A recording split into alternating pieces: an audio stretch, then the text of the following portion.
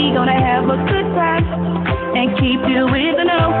Let all your trouble go. In the know, in the know, in the know. In the know, in the know, in the know. In the know, in the know, in the know. Hey, we are live. We back, y'all. I have Dr. Tiffanie L. Williams in the studio today. Look, I brought her too. I brought her today, y'all. You gave her a name? I haven't given her a name yet. She need a name. She do need a name. I'll figure it out. You're going to help me figure out a name. Okay. We're going to try to figure out a name for her.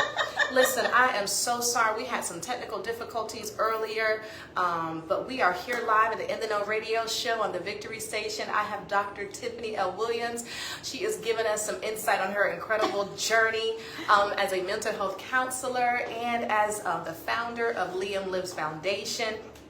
We're having an incredible event tomorrow. Y'all probably can't go if you didn't get your ticket. But you can still support. And she's going to talk about that after our commercial break. But Tiffanie, say hey to the people. Hi. She's here. She's here. Okay. I feel a little bit better now. We rocking and rolling. We're rocking. So yeah, we'll talk about... we'll get into the holidays and grief. So I'll start kind of hitting... Actually, we'll talk about the event tomorrow. Okay. Why do you do the event? What can people expect at the event? And then kind of what I just said to them about they can still donate. And then I'll get into some of these questions about, grief and what are some coping. So give us a little therapy. I'm going to open up the phone lines just in case somebody wants to call in and ask you some questions about it. So we'll do that. And then, then we'll end out. I kind of ask some, some nosy questions like, what's your go-to snack and what's, like guilty pleasure things, most embarrassing thing that's happened with the boys, just that other part. For the people to get to know you, some resources. So definitely I'll probably text you later and just give me a list of the resources so I can tag that onto the show. And then, because it's already... It is. Almost 1:30. You see how fast it goes? You hear I talk kind of fast. I be trying to talk a little fast. Oh, let me just get it in. I thought I was talking too fast. I was like, slow down. It's been good. I tend to talk fast. I have to tell myself to slow down. Do you find that what do you consider your patient count? Your patient load increases during this time of year? It does. Yeah. It does. And the unfortunate part about it is I have to stop taking people at around like October. I say probably your availability. Because availability is, I'm on vacation. Yeah. So they end up having to wait. If they don't catch me like end of October, early November, they end up having to wait until the first of the year. Yeah. Now, what do you give them, like resources, things that they can do in the interim? Like, what does that look like? No, only because at that time they're not considered my patient. Got it. So. So this is like new patient. This is intake. Yeah. Now my the ones already they're gonna continue. The ones that are already in, absolutely. Yeah, we talk about how we're gonna get through the holiday. We're gonna be gone for 3 weeks. Yeah. What does that look like? For some of them, most of them, they're fine. They they usually can get through it. But for those that are struggling, we definitely talk about what do we need to do to make sure you're good through the holidays. So I tell you, that's incredible that this is the song that came to mind after. But it reaffirms, just the significance and importance of having that relationship with God. Yes, when my friend passed and I got word of it, the first thing I did, I just dropped to my knees. It was such an automatic thing. I just dropped to my knees and just started thanking God. Yeah. I just was like, thank you that I got to, she was a part of my life. I was just overwhelmed with gratitude. Yeah. Because it was like, not many people had the opportunity that I did in her space. Yeah. So that was, I don't know how people do it. I don't know how people live without Jesus. And you are listening to the In the Know radio show with your girl, Michellita Taylor, airing every Saturday from 1 to 2 p.m. And if you're just joining us in the studio live, we have Dr. Tiffanie L. Williams, who is the owner and founder of Masterpiece Counseling Services, where she delivers top-notch, stellar mental health services through her private practice. And before the break, she was telling us about the foundation that she actually founded after her angel baby went on home to be with the Lord, Liam Lives Foundation. And this is a big weekend for her, as we will be celebrating his life and the life of all the angel babies and moms tomorrow at the Liam Lives Foundation Gala. Can you tell us about that? Yes, so tomorrow is the Liam Lives Foundation Incorporated 8th Annual Charity Gala, and the theme of tomorrow's event is New Beginnings. And so we will be celebrating, of course, the number 8, New Beginnings. And as you were sharing at the first part of the segment about how, as an organization thriving over the last 8 years, we've recognized there are different needs as we continue to provide services to the community. And so on tomorrow night, we will be talking about how our vision and mission has changed. Okay. And everyone in attendance will be the first ones to know what our new vision and mission is. Now, can people still attend? Oh. Have they snoozed and lost already?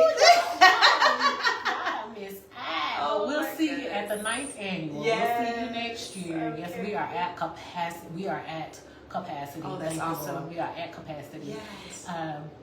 But if they still want to be able to be a part of Liam Lives or still want to support the cause, they can always go to our website. They can become a volunteer. They can donate. Awesome. So there are definitely ways to just be a part of the movement, if you will. Liam Lives Foundation LiamLivesFoundationInc.org. So definitely check that website out. They have a button there where you can donate. Yes. You can be a one-time donator or a monthly donator. Yep. So make sure you go there, even if it's in honor of someone that you know that has lost a baby, and you know that's something you're living this new life with them. Yes. So as an offering on their behalf, this will be a great opportunity for you to sow back into their lives. So again, as we're talking about grieving and loss, and we're here, we're in the holiday season, I wanted to give our audience just some information, some nuggets that they can utilize or that they can even share with those family members that are grieving right now. And so what are some healthy ways to process grief during the holidays? There are a myriad of healthy ways to go about it, and I'm glad you emphasize healthy. But the first thing that comes to mind when I think about healthy grieving is giving yourself permission to do what comes naturally. Of course, provided that you're not harming yourself. You're safe, right? Safety. That you are safe. But doing whatever comes naturally. I think we put a lot of emphasis and energy into what it looks like and what it feels like and what people believe is the right or the wrong thing to do. Now, I was sharing what the song Intentional meant to me and how that was a part of my ritual. That was a part of how I grieved in an appropriate way, in a healthy way. I played that song every time. Now, to someone, they might be like, why do you always play that song? But for me, it was a part of my grief ritual. So do what comes naturally to you. The other thing that comes to me when I think about grieving appropriately and healthily is doing it with safe people, safe, supportive people who are not necessarily going to push you to a place of doing things that may not necessarily be healthy, but people who can just kind of stand in the gap and support you, uphold you. I give this example to some of when I used to work with interns, and the question always comes up about if a patient is crying, do I offer them tissue? Do I console them? And I say, just by you holding space, just by you being present and bearing witness to their experience alone is supportive enough. Right. You don't necessarily have to go run for the Kleenex and wipe their tears and You don't necessarily have to do that to be able to be of a supportive person. So having those key folks in place to be able to help you and support you through that grief is definitely a monumental way of healing and grieving appropriately. That's so good, because we are reactive. You see someone, you want to just jump in and they're like, I don't need you, don't touch me, you know? And then that person gets offended And then that person because gets offended. Yep. they're trying to help, but it's like, but the person grieving, that's not what they need. So I love that, holding space, just being present, being available. If they do need tissue, if they need that embrace, they're there to be able to initiate that. If that's something that they need. Okay, so how can someone balance grieving loss? This is really challenging. How can they balance this grief and participate in holiday activities? Because, you know, a lot of people, they withdraw. They become reclusive. You know, if there's too many memories, it's painful to, you know, to make the gingerbread house, or it's painful to go Christmas caroling because they remember that person, or they remember their belly being full, they remember the baby kicking, you know, to that song. And so now they just withdraw completely. But maybe there is a part of them that says, you know, I do want to try, but I'm afraid. I'm afraid of the pain that may come with it. How can someone kind of learn that balance? Yes, and I think that is something that you said, like it is complex, and it is something that sometimes is trial and error, and you don't really get a lot of opportunities to trial, right? Thanksgiving, once a year, But what I would say is, again, starting with doing what feels natural, and if what feels natural is isolating, that's okay. Because sometimes in that isolation, what you get informed of is what you need, because you're paying attention to what is coming up first. What is coming up first is, I'm hurt, I'm scared, you know, I want to be to myself, I don't want to be triggered. Those are the things that are coming up for you initially. So the retreat is to save you. The retreat is to protect you.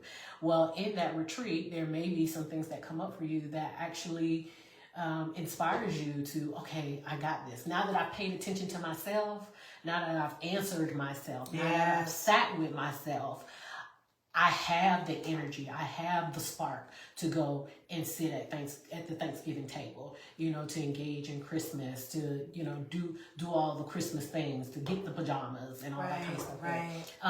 And then too, again, going back to what I was saying earlier about the support, letting family know. I was going to ask that, because so many times people will be grieving and they, you know, they may get berated, or, you know, I'm going through, well, you know, okay, I know, but I didn't know this was a trigger. Oh, I didn't, you know. So as a means of really being supportive on both sides, because I can't remember what guest it was, but they reminded me that whatever life change happens to you, it changes them too. Yes, it does.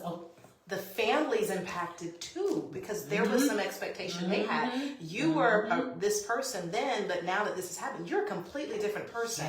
So now as a family member or friend, now I have to figure out, how do I adapt to this new you? And still live my life too. Yeah. It's very This complex. is a counseling session with Dr. Tiffanie Williams, Masterpiece Counseling Services. If you have any questions for her, we got a little bit of time. You can call the station at 904-766-9285. That's 904-766-9285. Well, communicate. Let them know. And sometimes it can be difficult, and, you know, I can even reflect on my own grief journey. I don't think I communicated as much with my family about what it was that I needed.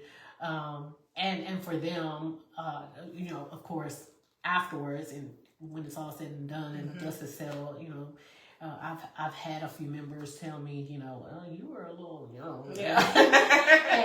and so I, of course, I'm not going to beat myself up for Absolutely it, not. But yes, communicate, let the family know.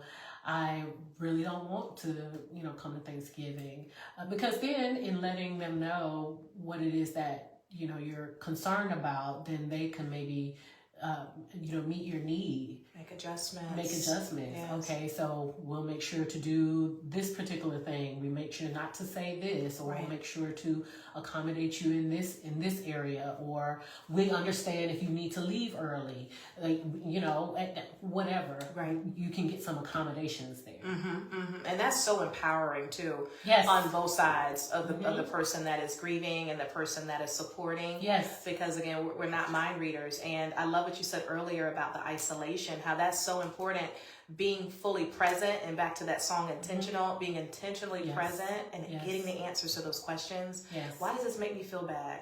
Well, what is the consequence? Well, what could be the positive consequence? If I do engage, now I have some better, you know, resources and a better perspective on, okay, I can take a risk. I can go for 5 minutes and then leave. And then leave. Yep. And then maybe I'll come back next year for 10. You know, just to kind of give yourself that chance. Are there any specific self-care practices that you would recommend to avoid the overwhelming feelings that we go through during holiday-related grief? Just ways to kind of take care of yourself. Yes. So I love, when I work with my patients, we talk about the internal experience that's happening when we're feeling overwhelming feelings. And one of the ways that I share with my clients to, you know, deal with those overwhelming feelings is to get them out physically. So doing anything physical, always, you know, the mind, body, spirit, they're all interconnected. Yes. And so if I am feeling the overwhelm of anxiety, if I'm feeling the overwhelm of sadness or anger, then to get that overwhelm out, I would channel that through jogging, through taking a walk, through dancing, through, you know, any kind of movement, cleaning, any kind of movement, of course.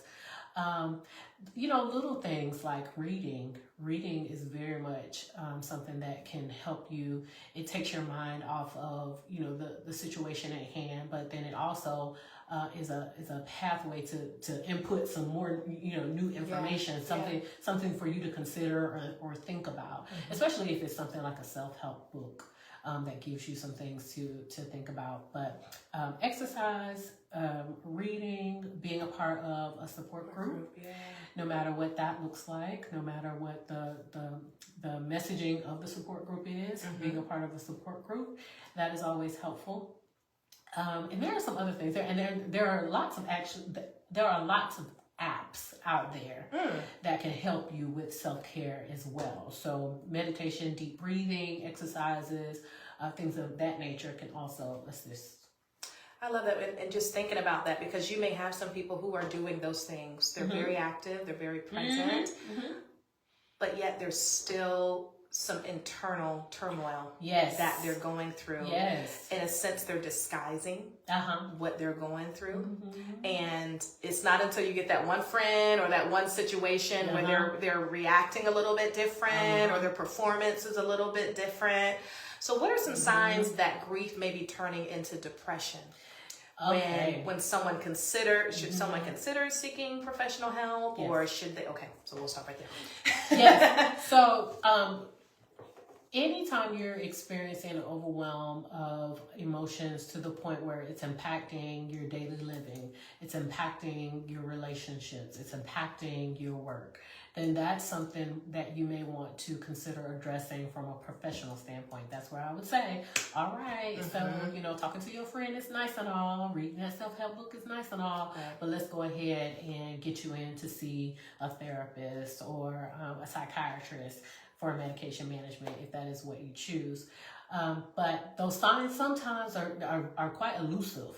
You know, they're not always right there at the moment. And so I just invite people to make sure that if they are a friend of someone who they know is grieving, that if they see something, say something. If they see that your friend is not eating as much, if they see that their friend is sleeping a lot, or that they seem irritable and they're snapping all the time, say something.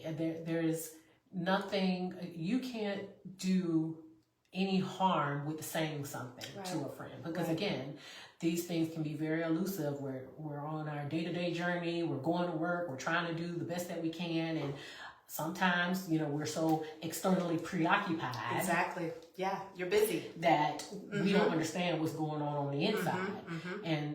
But other people see it. Right. Other people are experiencing it from you. And it just takes that one person to be like, what's going on? Yeah.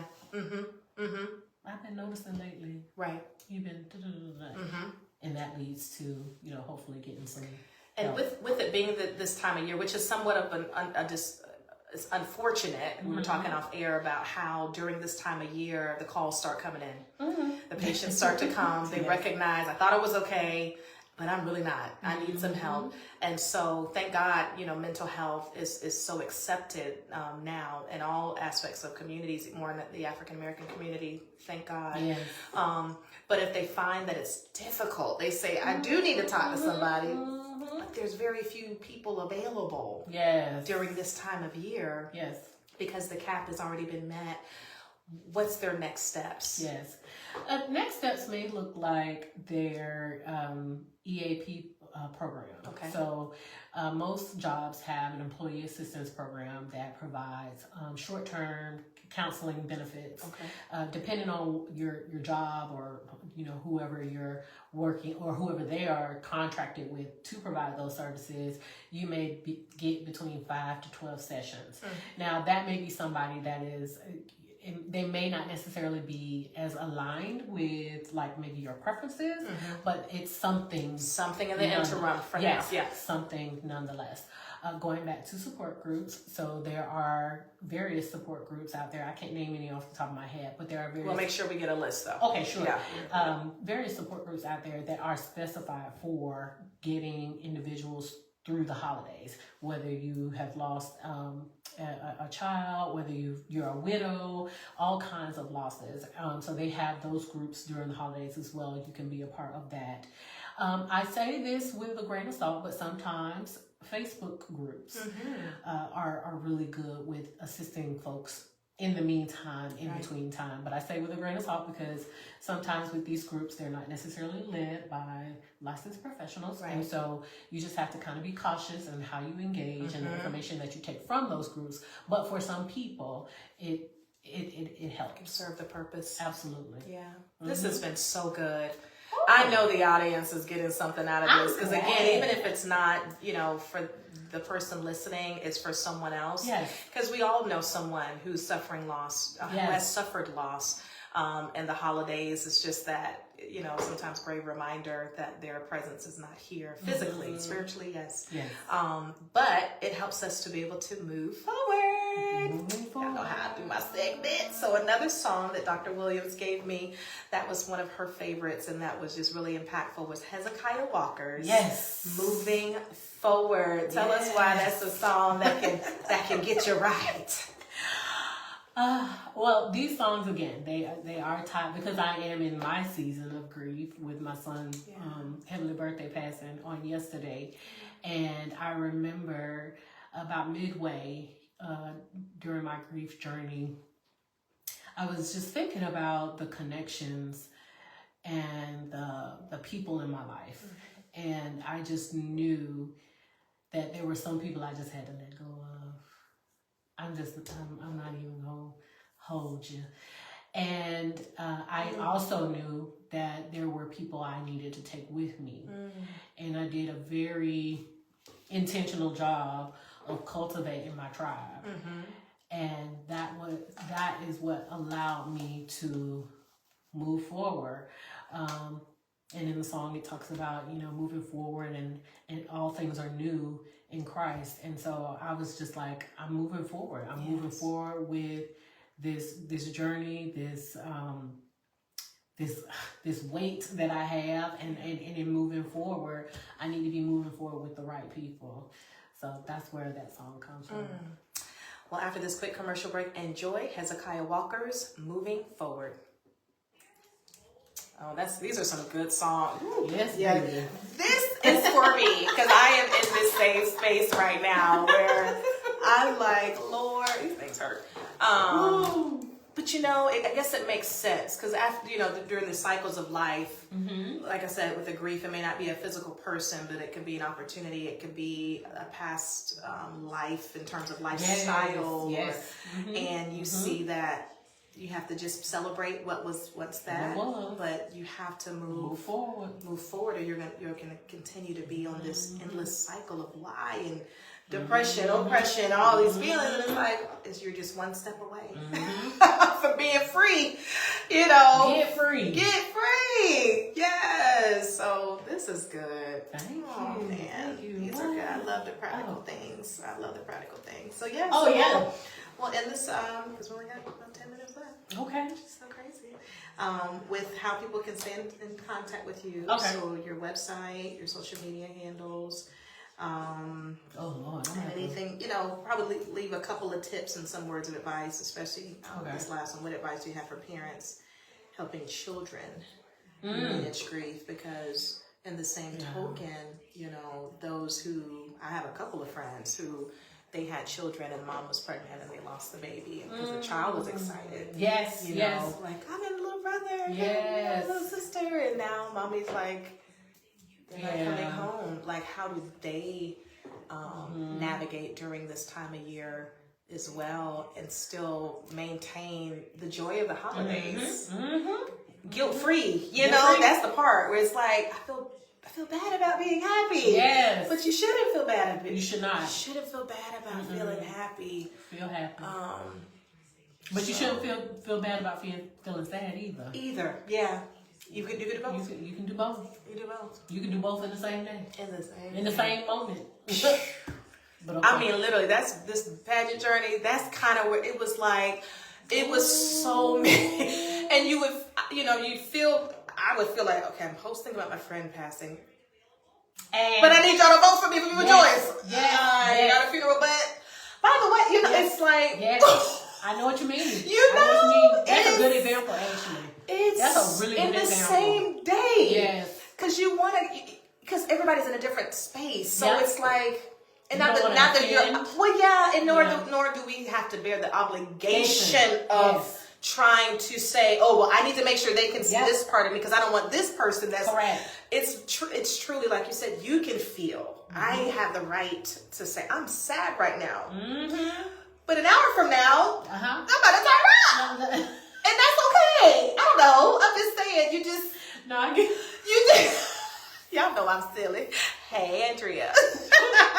But I'm being so honest because Andrea's, yes, ma'am. So it's. I know that's what I'm leaning into, like really being okay with wailing tears of sorrow and then twirling for joy. Twirl. Yes, because God knew we were going to have to navigate through this life with all of these ups and downs that we can't predict that are going to happen, but we are still here. Yes. Oh my God. We are still here, and He wants us to live this life out. And that's like my. That's the mission. I feel you. That's the mission. Is to continue on. This isn't Hezekiah Walker. This is Israel.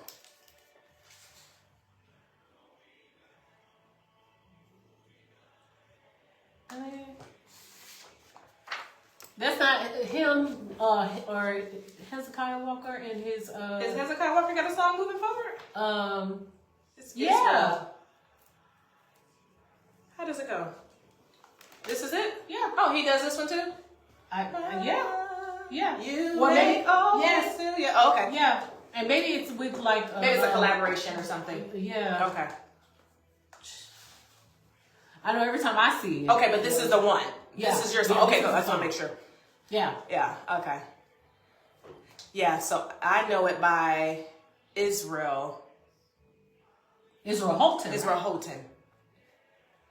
I don't think I've heard his version. Really? It's the only one I know. It's same. Right. Just a reprise. Yeah. Still good. But I mean, I know this isn't Hezekiah who's singing. Yeah. But this is on his album. Yeah. Okay. Okay. So yeah, we'll jump into what advice do you have for parents helping children manage grief during the holidays, and then how can people keep up with you?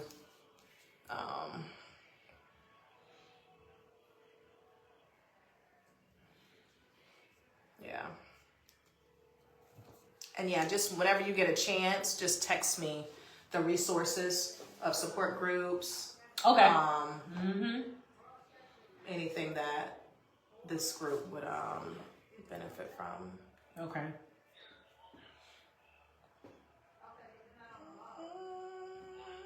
Yeah, moving forward.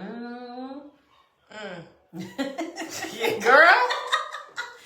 It hits. It hits. Because you have to make that decision. It is such a decision where you just have to say, hey, Nari. You have to. You make all things new in you.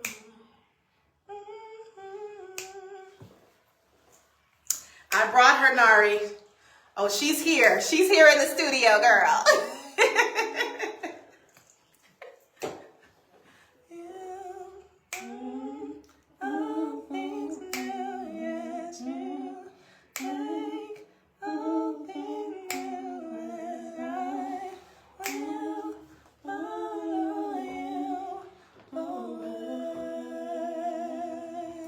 Come on. Hey.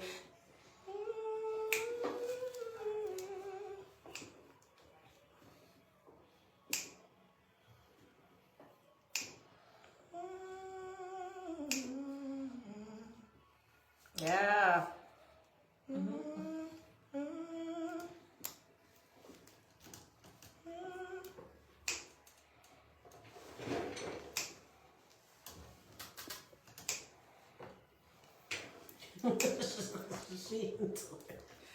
Oh, you make all things new.